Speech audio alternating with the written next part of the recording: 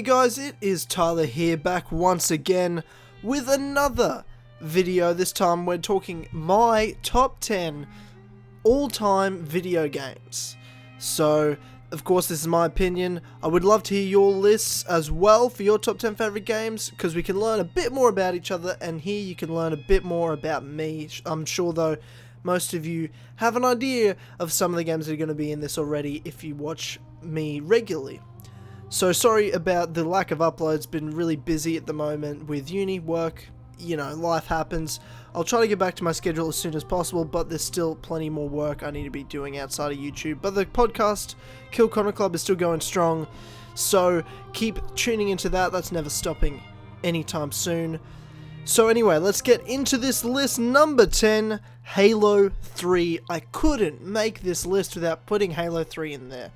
It's just an absolutely phenomenal game. The culmination of the original trilogy that was Halo and the Master Chief storyline, seeing the culmination of that whole story with him and the mysteries that built from the beginning with him and Cortana and their journey to try to find a way to not only defeat the Covenant and win the war and to save the human race, but also stop the Flood and the Covenant from using the Halo rings and the Forerunner weaponry and all that crazy shit. That whole story arc, no pun intended, it was just an absolutely amazing experience to have, to see that whole journey. And it was not just a great campaign story, Halo 3, but also had a phenomenal multiplayer that is beloved by so many. There's so many aspects to the game that are so great. The campaign and story itself, the multiplayer, not many first-person shooters can pull both off very often these days, so very special game in my mind,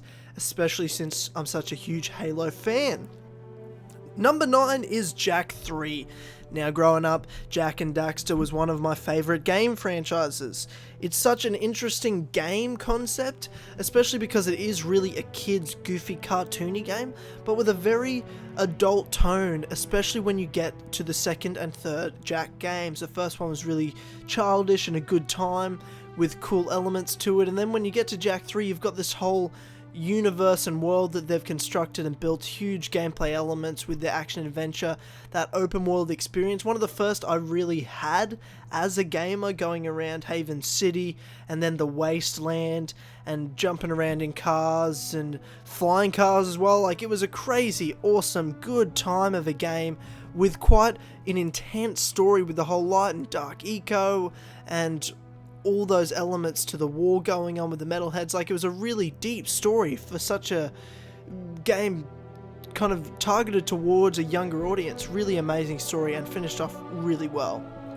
Number 8 is the original Fable. Now, I'm a huge Fable fan. I'm sorry to see it go so downhill for so long, but the original Fable was so amazing, and that's something they can't take away from me. It encapsulated so many cool elements of my first real RPG experience, getting to make my own character in this intense magical world that they constructed of Albion, that continued to grow and build a history for as the years went on and installments built up. But it was the best kind of time period and setting they had the Fable games in, where magic was still a thing. You had the whole hero elements, and it was just a great, cool, goofy world that I loved exploring and enjoyed immensely and have nothing but fond memories of. Number 7 is Mass Effect 2. Now, Mass Effect to me is like the gaming equivalent of Star Wars. It's such an intense game series, and of course it is, like I was just talking about RPGs, something I'm a big fan of from Fable.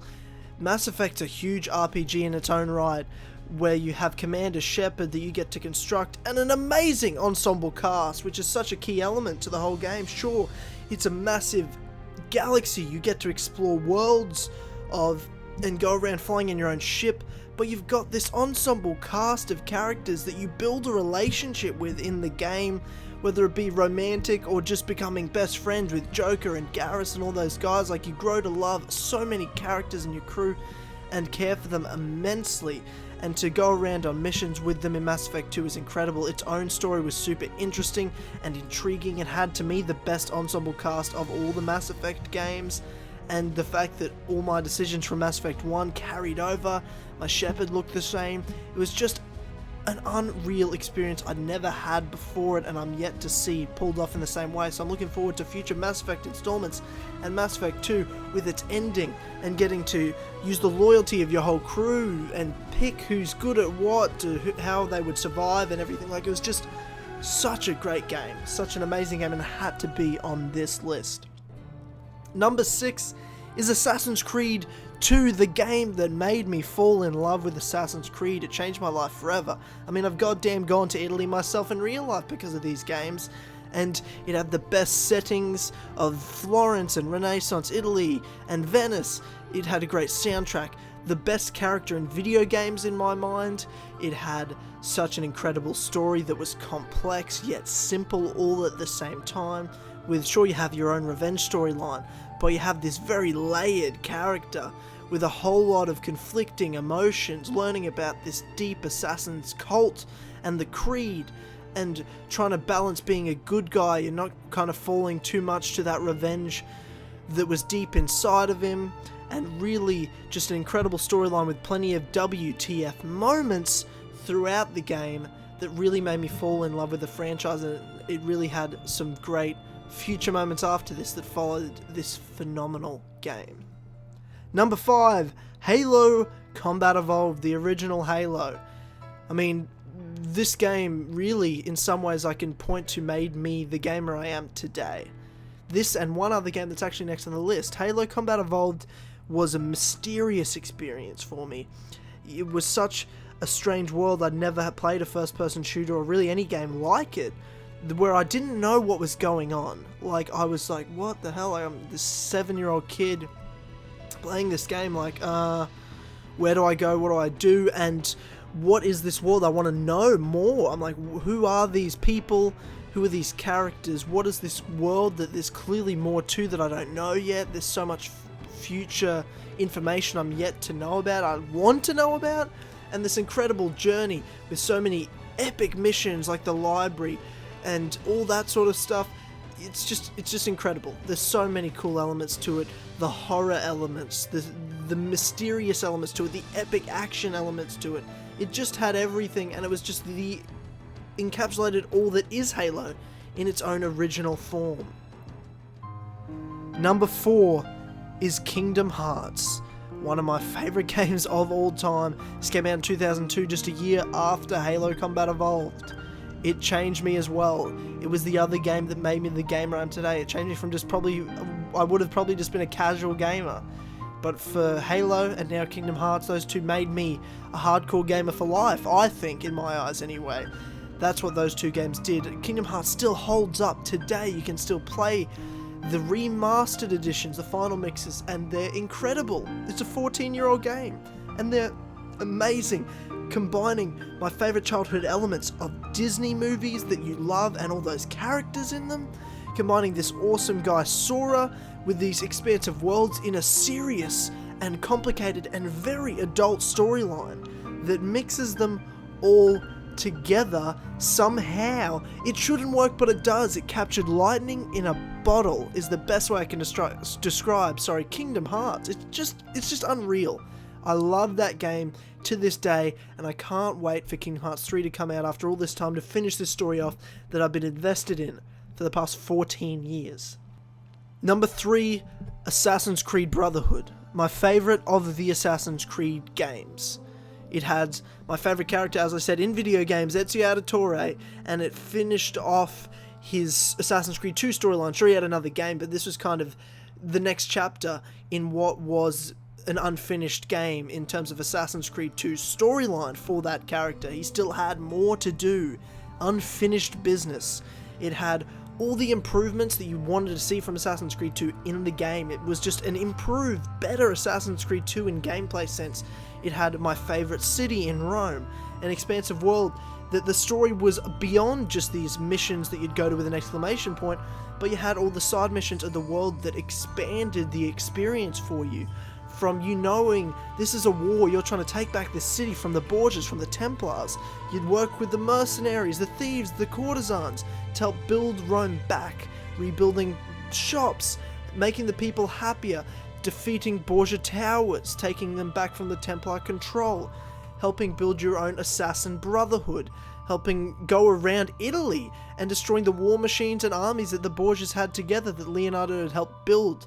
It was the most incredible game that the whole world was a part of the story. Everything you did in the game was a part of pushing the story forward, whether it was the main story missions or not. Plus the story was great with a great villain in Cesare, and the peak of Ezio Auditore from going a young guy in Assassin's Creed 2 to a master godlike assassin in Brotherhood. It was just an incredible experience and my favourite of all the Assassin's Creed games. Sure, it's close to Assassin's Creed 2, they're both incredible games, but it's that expansive world and the fact that all these side missions built towards that made Assassin's Creed Brotherhood my favourite of those Assassin's Creed games, and my number 3 favourite game of all time. Number 2, Red Dead Redemption. My god, these top 2 games on my list are the nearest games to perfect. I don't think there's any perfect game out there. I don't think there's ever such thing as a 10 out of 10 game. I just don't think there is. But if there's ever anything close to perfection, it's these 1 and 2s, at least in my opinion. Red Dead Redemption was a cinematic experience. When I finished it, I felt like I'd played 30 hours of a movie, but like an intense, amazing experience of a movie that I was emotionally invested in, the characters, in the world, in the storyline. My god, John Marston. It constructed a world that wasn't built around just gameplay. The story and the writing built the story. The fact that decisions the characters made and the places you were and the setting you were in, it held the integrity of that, and there were consequences to the characters' actions. And sure, it wasn't an RPG in the sense you're making all these choices, but in an experience that you're invested in, everything mattered, and the story mattered. There was a huge world. I love the western side. The gameplay was incredible to go around that world and explore it, see this huge ensemble cast of characters you meet throughout, and go on this redemption storyline with this guy. But you know, at the end of the day, you learn that you can't come back sometimes from all the bad you've done. And it was never meant to be a happy ending in that sense. You kind of knew it going in, and even though it was sad, you respected it for it. And I love the game so much for the integrity it kept in the game. It made me feel happy, sad, angry, all at the same time.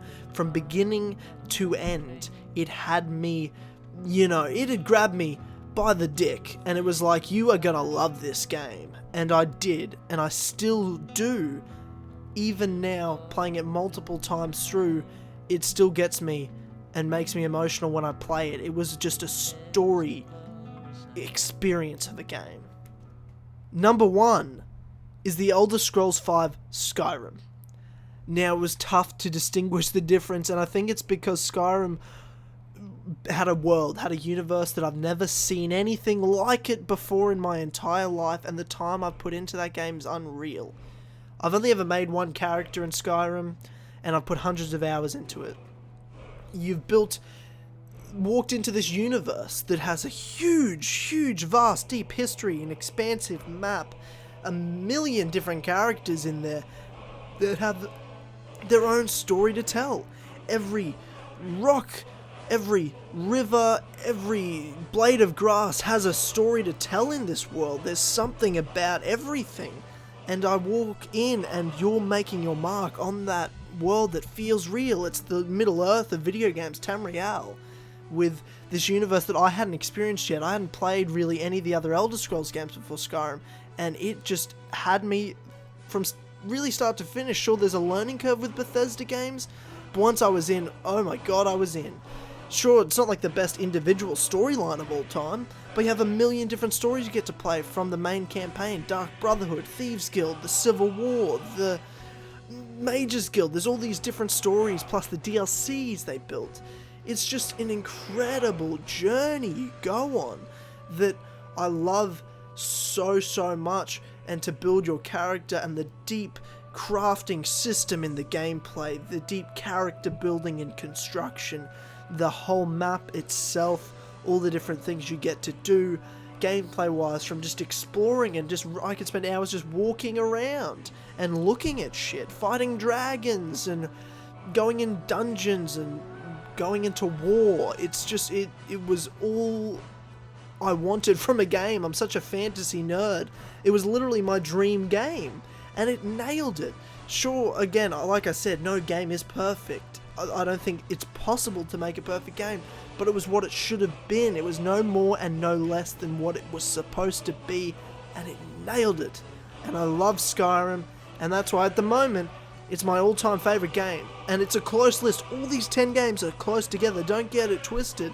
For those who think I hate Assassin's Creed because it's not my #1 game of all time, it's very close with Brotherhood and even Assassin's Creed 2, which is number 6. That's close to #1, you know?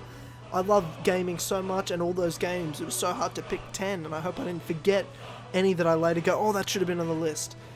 But I feel pretty confident that that's my list, guys. I want to hear yours. I want to know more about you guys. If you can't think of 10, give me 5, give me 2, give me 3, give me 1. What's your all-time favorite game? I'd like to hear it. Let me know what you think of my list, whether you agree or disagree. It's all cool. It's all a good time anyway for me. Ladies and gentlemen, thank you for watching. Like this video if you enjoyed it. If you didn't dislike it, go for it. I don't give a fuck. And subscribe if you are new and would like to see more videos like this. And guys, I will see you later.